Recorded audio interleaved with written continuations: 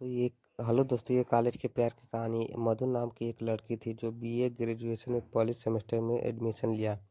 मधु एक बहुत ही ज़्यादा सुंदर और सुशील लड़की थी। मधु बिना फालतू के किसी से कोई बातचीत नहीं किया करती थी, लेकिन बहुत सारे लड़के उसकी शराफत की बहुत फ़ायदा उठाते थे और उसे परेशान किया करते थे। एक दिन जब बात है कि कॉलेज के गेट के बाहर अंदर जा रही थी, तब रास्ते में कुछ सीनियर लोग उसे मिल जाते हैं और सीनियर तुरंत उसे बुलाते हैं, क्योंकि मूवी देखने में काफ़ी ज़्यादा चंचल और सुशील लगती थी देखने में। जैसे ही मधु अपने सीनियर के पास जाती है, उसे मधु सीनियर से कहती है कि क्या बात है बताइए। तब सीनियर कहता है कि क्या अब तुम्हें एबीसीडी लिखने आती है? तभी मधु कहती है कि अब मुझे एबीसीडी लिखने नहीं आती तो क्या मैं कॉलेज में पहुंच पाती? इतना सुनते ही सीनियर लड़के और लड़कियों को बहुत ज़्यादा गुस्सा आ जाती है और बुरा भला मधु को कहने लगते हैं।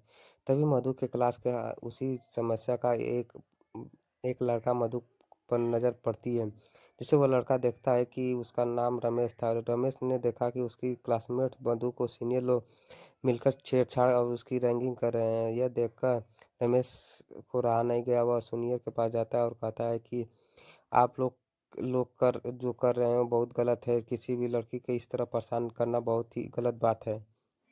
उसके बाद सीनियर लड़के ज़्यादा तथा रमेश में काफ़ी ज़्यादा जमा हो जाता है और आखिरकार रमेश मधु को अपने साथ लेकर कॉलेज के अंदर चला जाता है। आज जैसे ही मौजूदा था, रमेश क्लास करके बाहर निकलता है तो रमू मधु से कहती है, परेशान कर रहे थे मुझे, उससे बचाने के लिए आपका शुक्रिया। तभी रमेश कहता है कि ऐसी कोई बात नहीं, तुम्हें मुझे शुक्रिया कहने की कोई ज़रूरत नहीं, क्योंकि मैं मेरी क्लासमेट और तुम्हारी सुरक्षा और रक्षा करना मेरा फर्ज है। इन सभी बातों को सुनकर मधु को रमेश पर काफ़ी ज़्यादा प्यार है, दया आने लगती है। अब कॉलेज में मधु रमेश के साथ एक साथ जाते आते थे। रमेश को पता था कि कॉलेज में बहुत सारे लड़के होते हैं, इंजॉय जूनियर लोकेशन लड़कियों की रैंकिंग करते हैं। अब तो रमेश मधु को कहता है कि तुम अगर पहले आज आओगी कॉलेज में तो तुम कॉलेज के अंदर मत जाना, मेरा इंतज़ार करना बाहर ही। जब मैं कॉलेज जाऊंगा तो मेरे साथ अंदर चला जाना। साथ ही किसी भी कॉलेज के अंदर तुम्हें कुछ कहने की हिम्मत नहीं होगी। दोनों ऐसा ही करते हैं। जो भी पहले आता था तो वह पहले इंतज़ार करता था एक दूसरे का। ऐसा करते करते काफ़ी दिन बीत गया। दोनों में अब प्रथम सेमेस्टर के प्रमोट होकर अब कॉलेज के तीसरे सेमेस्टर में पहुंच चुके थे। दोनों एक दूसरे के मिलते ही 1 साल से ज़्यादा हो चुके थे और दोनों अपने आप को घर में भी मोबाइल से बात किया करते थे। दोनों काफ़ी ज़्यादा मित्रता और बेहद ही ज़्यादा गहरी मित्रता कॉलेज की समय ही हो गई थी। अब हम दोनों मिलकर मुझको ले जाते थे क्लास करने के लिए और कॉलेज दोनों प्रतिदिन आने के कारण दोनों क्लास में अच्छी रेपुटेशन पर पहुंच गए थे। दोनों एक साथ आते जाते क्लास में देखकर लड़कियां दोनों के बारे में बहुत ज़्यादा गलत सलत बातें किया करती थी, लेकिन बातों मधु को कोई किसी पर भी प्रकार का फर्क नहीं पड़ता था, क्योंकि मधु कहती थी कि हम दोनों सिर्फ एक अच्छे दोस्त हैं, वह जिसको सोचना है सोचने दो।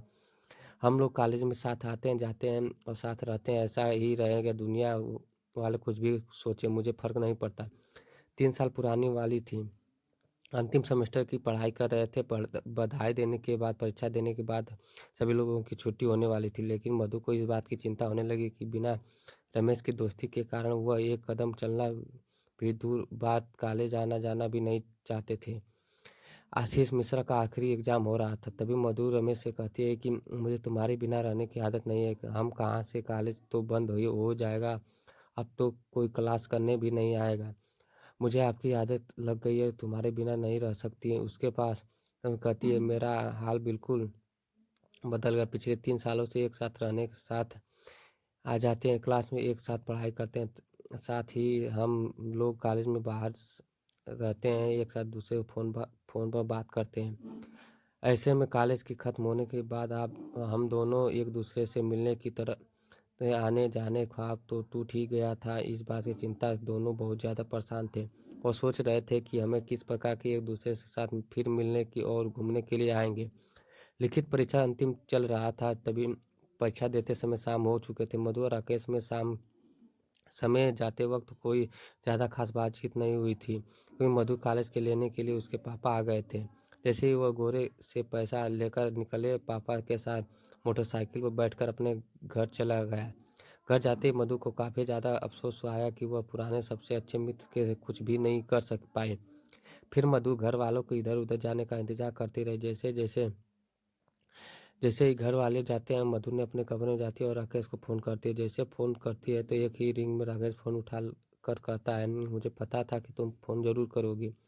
ऐसा कहते ही मुझे माफ़ कर दीजिए, मैं कॉलेज में आपसे ज़्यादा बात नहीं कर पाई क्योंकि मेरे पापा आ गए थे मुझे लेने के लिए और बोल रहे थे जल्दी चलो, बहुत सारा काम है।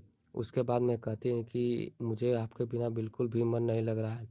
उसके बाद राकेश कहता है कि मुझे भी मेरे दिल से हार भी कुछ ऐसा ही है। तभी मधु कहती है लगता है कि हम दोनों का वो प्यार हो गया है और हम दोनों एक दूसरे के बिना नहीं रह सकते।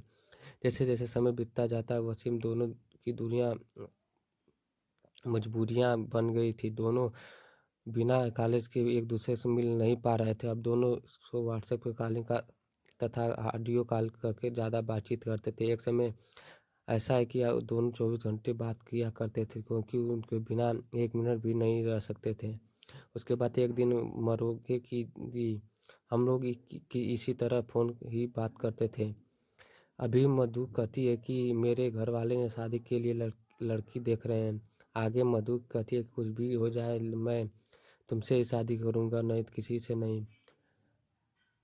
एक दिन मधु के माता-पिता मधु को अपने पास बुलाते हैं और कहते हैं कि देखो बेटा, मैंने तुम्हारे लिए एक लड़का पसंद किया, यह फाइनल में उसकी फ़ोटो है, तुम देखकर बताओ कि तुम्हारे लिए सही है या गलत। यह सुनते ही मधु ज़्यादा काफ़ी गुस्सा आ जाती है। वो कहती है कि मेरे लिए लड़का है या किसी प्रकार का ढूँढने का कोई ज़रूरत नहीं, क्योंकि मैं जब भी शादी करूँगी तो अपने मनपसंद लड़के से ही शादी करूँगी। मैं बहुत पहले से ही पसंद कर चुकी हूँ, उससे बिना 1 मिनट नहीं, 1 सेकंड भी नहीं रह सकती। ऐसा किसी और से शादी करने के बारे में सोच भी नहीं सकती। फिर मुझे माता-पिता मरो इससे पूरा जानकारी लेते हैं और फिर उसके घर का खानदान रमेश को देखने के लिए उसके घर जाते हैं। दोनों परिवारों को काफ़ी देर तक बातचीत होती है और अंत में दोनों का प्यार जीत गया जाता है। यह दोनों के घर वाले दोनों शादी के लिए राज़ी हो जाते हैं और हाँ, उससे मधु तो दोनों राकेश बिल्कुल खुशी-खुशी अपना जीवन व्यतीत करने लगते हैं। ये कहानी आपको अच्छी लगी तो मेरे चैनल को सब्सक्राइब